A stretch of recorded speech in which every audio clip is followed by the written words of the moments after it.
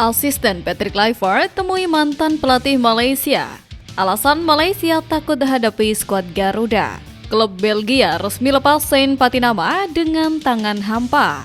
Bumber timnas Indonesia terbukti alami penurunan performa. Simak informasi selengkapnya sebagai berikut.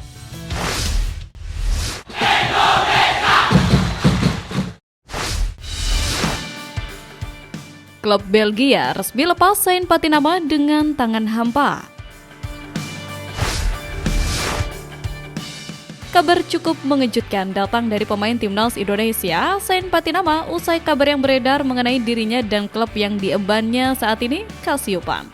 Bek kiri berusia 26 tahun itu sejatinya sudah menekan kontrak sampai 30 Juni 2026 dengan klub Belgia tersebut.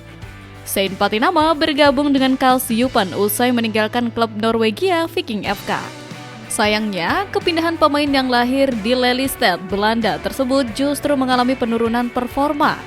Melansir dari Transfermarkt, Saint Patinama bermain dalam 23 pertandingan di sebuah kompetisi sejak gabung dengan klub Belgia Kasyupan. Totalnya, pemain berposisi sebagai bek kiri ini bermain di 6 laga Jupiler Pro League atau kasta tertinggi Liga Belgia. Namun, klub berjuluk Panda tersebut harus degradasi ke kasta kedua Liga Belgia di musim 2024-2025.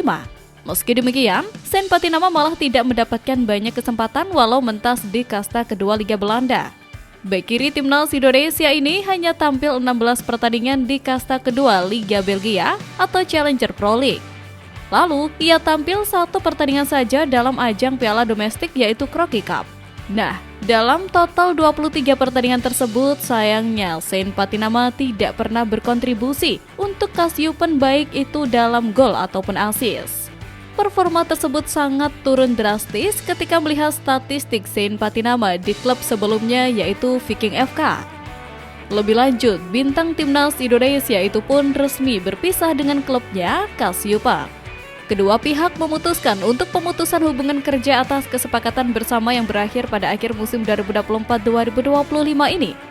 Sembari menunggu tawaran klub masuk, Saint Patinama akan fokus bersama timnas Indonesia. Sebab ada kemungkinan ia dipanggil oleh pelatih timnas Indonesia Patrick Kluivert untuk persiapan 2 laga terakhir grup C babak ketiga kualifikasi Piala Dunia 2026 zona Asia. Bumber timnas Indonesia terbukti alami penurunan performa. Panggilan timnas Indonesia seharusnya memotivasi pemain untuk tampil lebih baik bersama klub. Namun apa daya, 3 striker Liga 1 malah mengalami penurunan performa sejak disentuh Patrick Kluivert. Pada jendela internasional lalu, Kluivert memanggil 6 striker, 3 diantaranya berkarir di Liga 1. Sayangnya, sejak diarsiteki Kluivert, 3 penyerang lokal itu meleot kalah kembali ke klub. Nama paling senior yaitu Septian Bagaskara yang bermain untuk Dewa United. Septian mencuri perhatian Kluivert berkat koleksi 7 gol pada musim ini terbanyak oleh striker lokal. Ia melakukannya dengan status super sub, mengingat Dewa memiliki striker utama berstatus top skor sementara Liga 1, Alex Martins. Dalam 4 laga setelah dipanggil timnas, ia gagal nyekor. Kegagalan Septian mencetak gol sedikit banyak disebabkan performa buruk Dewa yang hanya mencetak 3 gol dan menang 1 kali. Nama selanjutnya yaitu Ramadan Sananta di Persis Solo. Dalam 2 laga kontra Australia dan Bahrain, Kluivert mempercayai Sananta untuk menjadi pemain pengganti. Sayangnya, tambahan 2 caps tidak membuat performa Sananta meledak di klub.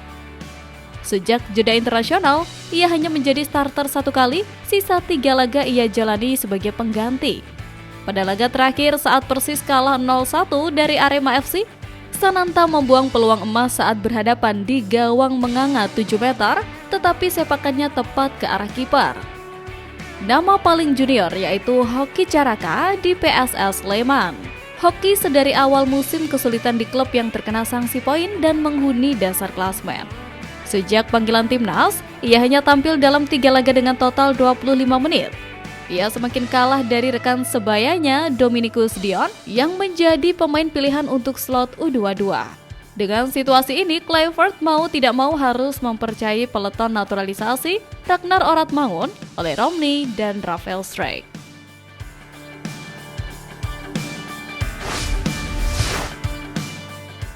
Alasan Malaysia takut hadapi skuad Garuda. 1. Fokus kualifikasi Piala Asia 2027. Saat ini, Timnas Malaysia masih menjaga fokusnya untuk melewati babak kualifikasi Piala Asia 2027 dengan maksimal. Sebab, ini menjadi momentum penting bagi mereka untuk bisa merebut tiket ke putaran final. Karena syarat utama untuk lolos ke Piala Asia 2027 ialah menduduki peringkat pertama di masing-masing grup pada fase kualifikasi. Malaysia harus bersaing ketat dengan Vietnam untuk mendapatkan posisi tersebut. Jika melihat jadwalnya, Malaysia punya agenda penting pada Oktober 2025 saat menghadapi Laos. Jika ingin memaksimalkan laga ini, mereka tentu harus fokus untuk bisa mengamankan hasil positif. 2. Prioritas lawan uji coba. Jika harus menghadapi timnas Indonesia, Kuwait, dan Lebanon pada pertandingan uji coba September 2025 ini, timnas Malaysia kemungkinan besar tidak akan tertarik karena karakter lawan uji coba tersebut. Sebab, skuad Harimau Malaya bakal memilih lawan-lawan yang secara karakter permainan tak jauh berbeda dengan Laos. Ini sangat penting untuk persiapan Arif Aiman DKK agar bisa maksimal berjumpa Laos. Dengan karakter Lebanon dan Kuwait yang khas negeri Timur Tengah, serta timnas Indonesia yang tak jauh berbeda dengan mereka, kemungkinan Malaysia memilih untuk mencari lawan lain. 3. Perbedaan level squad. Timnas Malaysia tentu juga bakal mempertimbangkan perbedaan level skuad lawan-lawannya pada laga uji coba. Bisa dibilang, Kuwait, Lebanon, dan Indonesia saat ini berada di atas Harimau Malaya. Itulah yang kemungkinan membuat Malaysia harus menghadapi persaingan yang ketat meskipun laga ini hanya sebatas uji coba. Sebab mereka sebetulnya tak butuh lawan yang kuat di uji coba tersebut.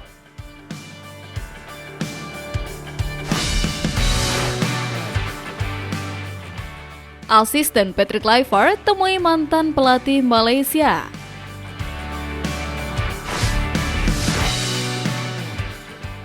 Momen tertangkap kamera tengah jadi sorotan saat asisten Patrick Kluivert, Gerald van den Berg, sedikit membuat penasaran publik atas pertemuannya dengan mantan pelatih Malaysia di Solo, Jawa Tengah. Sebelumnya, Gerald van den Berg sedang memantau calon pemainnya untuk timnas U23 Indonesia dalam masa persiapan banyak agenda tahun ini. Pelatih asal Belanda itu terpantau hadir di sesi latihan Persis Solo di Stadion UNS Solo. Kedatangan Gerald disambut langsung oleh pelatih Persis Solo, Ong Kim Sue, beserta jajaran staf kepelatihannya. Pria yang memiliki kewarganegaraan Malaysia dan sempat menjadi manajer sepak bola Malaysia ini menganggap kedatangan Gerald sebagai suatu hal positif seorang pelatih timnas U23 Indonesia yang mengenali para pemainnya.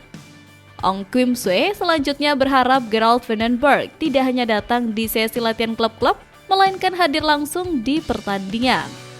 Tentunya, Ong Kim Sue berharap ada pemain Persis Solo yang masuk pantauan Gerald van den Berg, sehingga bisa masuk ke skuad timnas U23 Indonesia.